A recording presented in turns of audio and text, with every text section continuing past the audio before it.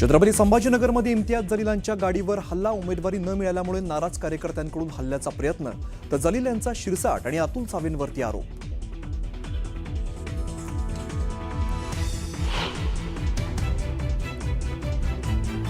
काँग्रेसची लढाई पण विलासरावांबद्दल आदर, लातूरमध्ये देवेंद्र फडणवीस यांचं वक्तव्य.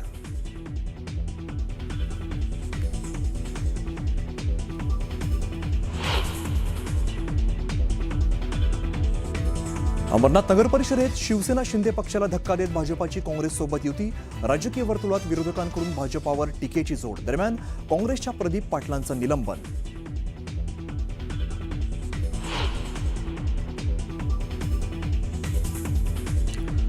अंबरनाथमधील भाजप आणि काँग्रेसच्या युतीवरती मुख्यमंत्री नाराज, सूत्रांची माहिती. तर काँग्रेस प्रदेशाध्यक्षांकडून शहराध्यक्ष प्रदीप पाटलांवर निलंबनाची कारवाई, ब्लॉक कार्यकारिणीही बरखास्त.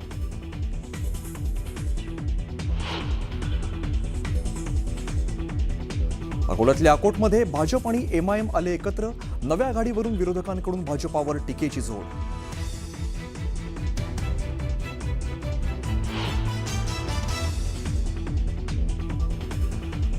भाजपा वांझोटा पक्ष, सगळे उपरे बसलेत, त्यांना निष्ठावंतांची कदर राहिलेली नाही. न्यूज 18 लोकमतला दिलेल्या मुलाखतीत उद्धव ठाकरेंचा भाजपावर हल्लाबोल.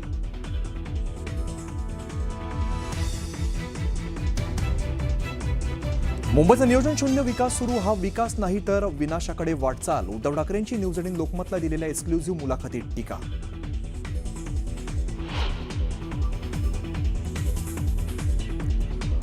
पुण्याचे पालकमंत्री अजित पवारांचा पुण्यात भव्य रोड शो, पुणे महानगरपालिका निवडणुकीत अजित पवारांचं विशेष लक्ष.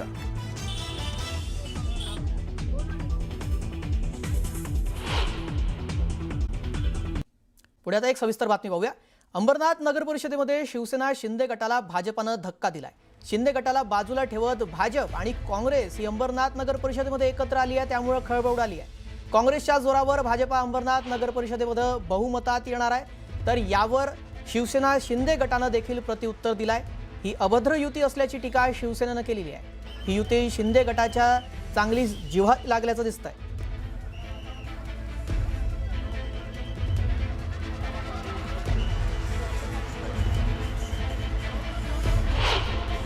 स्वार्थापोटी सत्तेसाठी काँग्रेस बरोबर जे अभद्र युती त्याने त्या ठिकाणी केली आणि त्या जो भाजपचा जो काँग्रेस मुक्त जो नारा आहे त्याला कुठेतरी छेद लावण्याचं काम या ठिकाणी अंबरनाथमध्ये झालेलं आहे. आणि जी पारंपरिक युतीला तोडून त्यांनी काँग्रेस बरोबर युती करून ज्या येणाऱ्या 15 तारखेला महानगरपालिकेचे जे इलेक्शन महाराष्ट्रामध्ये होणार आहे त्यामध्ये एक चुकीचा संदेश देण्याचं काम केलं का काय असं या ठिकाणी आम्हाला वाटते.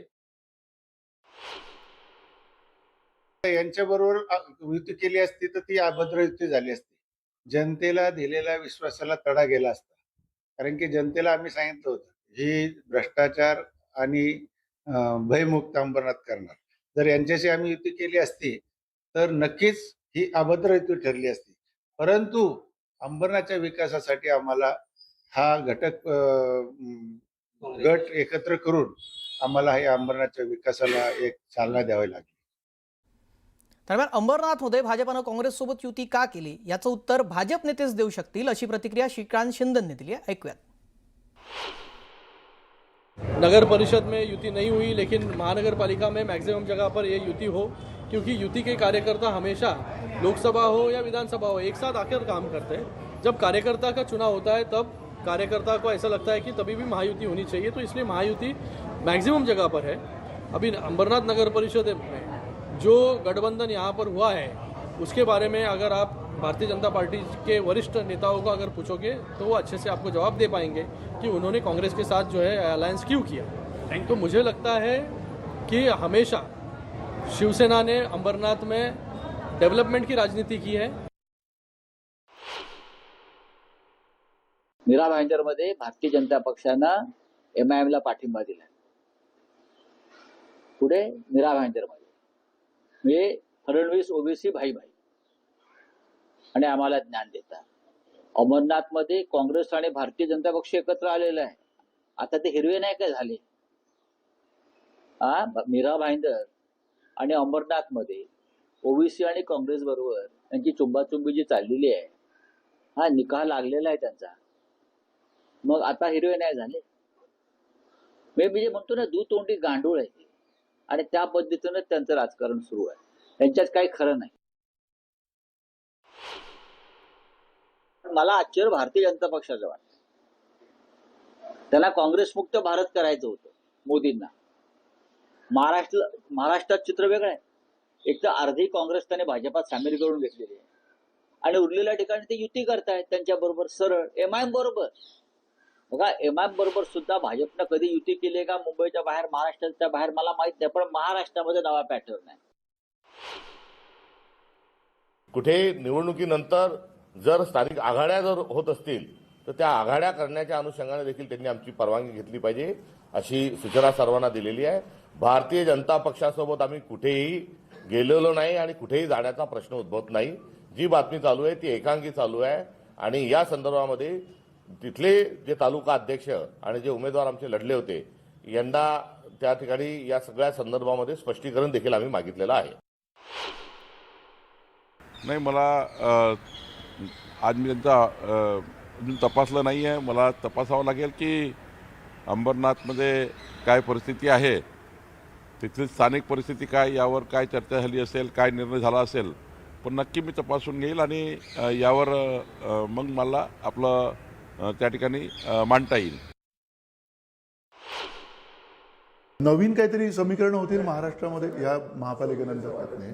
कारण महायुतीमध्ये काय झालेलं आहे, ही नुराकुस्ती सुरू आहे. म्हणजे त्यांनी विरोधकांची सुद्धा स्पेस व्यापायचा, म्हणजे बरोबर त्यांनी विभागणी केलेली आहे. भाजपने हिंदू मतांना हे करायचं, अजित पवारांनी मुसलमानांना करायचं, मिंद्यानी मधल्यामध्ये ना घरकाना घाटका जे मिळेल ते आपलं, असं मिंदे आहे. म्हणजे लाचार शिरोमणी मिंदे आहे, त्याच्यामुळे तो ना इधर का ना उधर का. आणि आता तर अंबरनाथमध्ये मला वाटतं त्यालाच फेकून दिलेलं आहे, आणि भाजप आणि बाकीचे एकत्र झाले. काँग्रेस पण तिकडे काँग्रेस पण तिकडे गेलेली आहे. आता काय सांगाल, हिंदुत्व सोडलं भाजपने? अंबरनाथमध्ये जिकडे शिवमंदिर आहे त्या शिवमंदिराच्याच ठिकाणी भाजपने हिंदुत्व का सोडलं? दरम्यान अंबरनाथमध्ये स्थानिक पातळीवर हातमिळवणी भाजपा आणि काँग्रेसने केलेली असली तरीही आपण पक्षश्रेष्ठींचं त्याबाबतचं मत ऐकलं, त्यांना याबाबत माहिती नाही. पण आता काँग्रेसनं यावर कारवाई देखील केली आहे. काँग्रेसची प्रदीप पाटील यांचं निलंबनाची त्यांची कारवाई करण्यात आलेली आहे. प्रदीप पाटील हे अंबरनाथचे काँग्रेसचे शहराध्यक्ष आहे आणि त्यांच्यावर ही कारवाई करण्यात आलेली आहे. अंबरनाथमधील ब्लॉक कार्यकारिणी देखील बरखास्त करण्यात आली आहे. काँग्रेस प्रदेश अध्यक्ष हर्षवर्धन सपकाळ यांनी ही कारवाई केलेली आहे. मोठी कारवाई काँग्रेस प्रदेश अध्यक्षांकडून ही करण्यात आलेली आहे. अंबरनाथमधील ब्लॉक कार्यकारिणी देखील बरखास्त करण्यात आली आहे.